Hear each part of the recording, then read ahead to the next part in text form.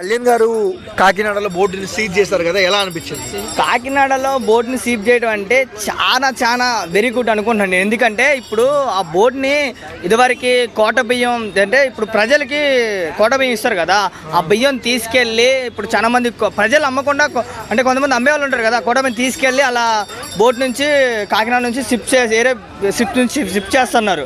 ఎందుకంటే ఆ బోట్ని షిఫ్ట్ చేయడం అంటే చాలా ఇంప్రూవ్ అనుకున్నా. కానీ పవన్ కళ్యాణ్ ఆ బోట్ని ఎక్కనీయలేదు.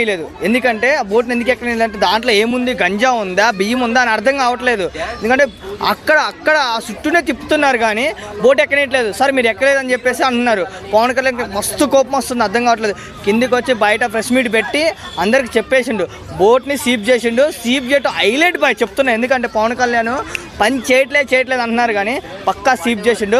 ప్రజల కోసం కష్టపడుతున్నాడు పక్కా. ఎందుకంటే పవన్ కళ్యాణ్ పక్కా ఒకటే ఫిక్స్ అయ్యిండు, నేను గెలిచిన కాబట్టి ప్రజలకు న్యాయం చేయాలని చెప్పేసి పవన్ కళ్యాణ్ అనుకున్నా. ఇప్పుడు మాట్లాడండి రా కొడుకల్లారా, ఒకడు పవన్ కళ్యాణ్ గురించి ఏం మాట్లాడారు?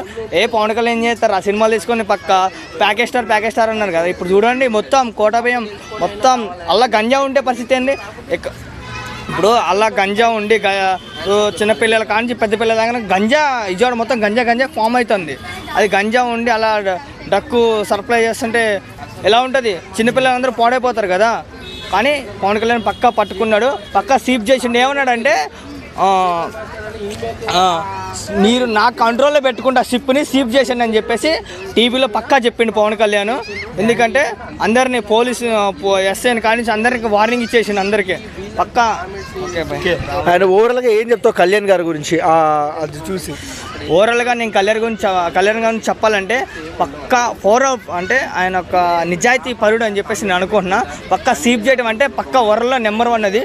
పక్కా ఏదున్నా నేనే చూసుకుంటా అని చెప్పేసి నేను పై వాళ్ళకు కూడా నేనే చెప్తా అని చెప్పేసి పవన్ కళ్యాణ్ సార్ అన్నాడు అని చెప్పి